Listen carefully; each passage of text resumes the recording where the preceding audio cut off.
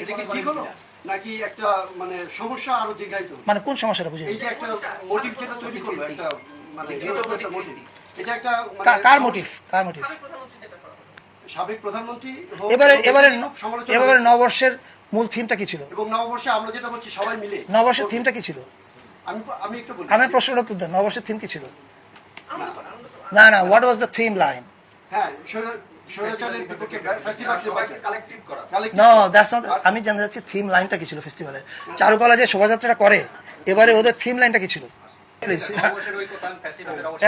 So what does it মিন? তাহলে ফেস্টিভ্যালের একটা মূর্তি যে ওখানে করলো, সেই বিষয়টাকে আপনি কিভাবে দেখছেন যে এটা কি ঐক্য হলো?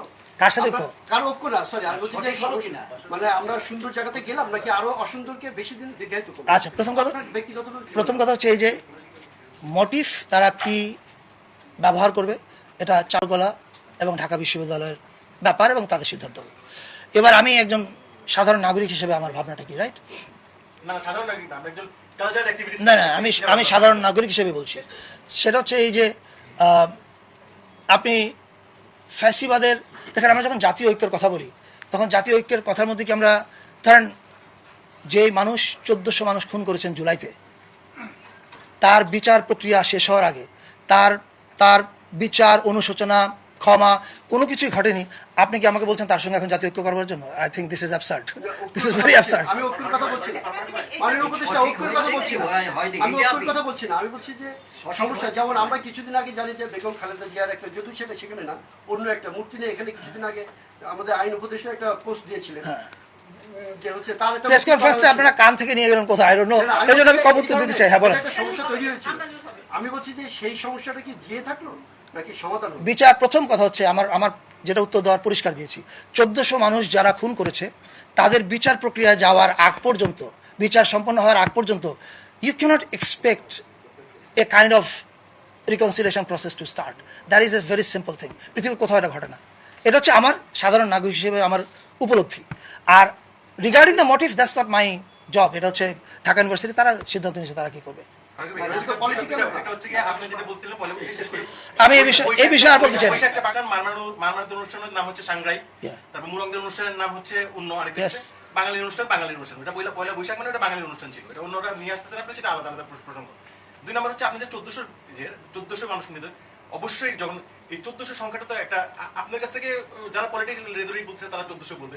I'm talking about United Nations report. Bhai, please do some research. I'm talking about UN report. Please do your own research. Check. Man, please do your own research. Yeah. Well informed question, please. Yes. আপনি বললেন যে 1400 মানুষ যিনি খুন করেছেন, এখন কথা হচ্ছে আপনি কিভাবে বুঝলেন যে একজন মানুষ 1400 মানুষকে খুন করেছে? এটা তো কোর্ট বলবে, কোর্ট ভার্ডিক্ট করবে। আপনি এরকম একটা বায়াস উত্তর। এখন আপনাকে প্রশ্ন করি, 71 সালে মুক্তিযুদ্ধের পরে আপনার মতো একজন সাংবাদিক যদি এসে বলতেন, কি করে আপনি আমাকে বলছেন এতগুলো লোককে পাকিস্তানিরা মেরেছে? এটা তো কোর্ট ভার্ডিক্ট দেন এখনো। This is absurd, don't say this.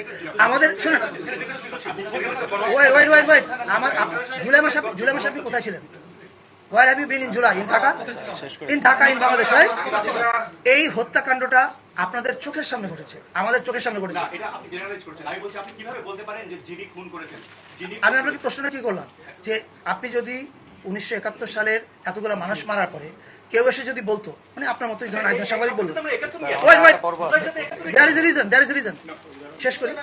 আপনি যেমন এখন প্রশ্ন করছেন 1972 সালে এরকম একটা প্রেস মিটে একজন সাংবাদিক যদি বসে এই প্রশ্নটা করতেন, ধরেন ওই সময় আওয়ামী লীগের সংস্কৃতি মন্ত্রী যিনি ছিলেন, আমি জানি না কে ছিলেন, ওনাকে যদি প্রশ্ন করতেন, আচ্ছা এই যে আপনারা বারবার বলছেন খুনি পাকিস্তানি, এটা তো এখন কোর্ট প্রমাণ করেন, আপনি কেন বলছেন খুনি পাকিস্তানি?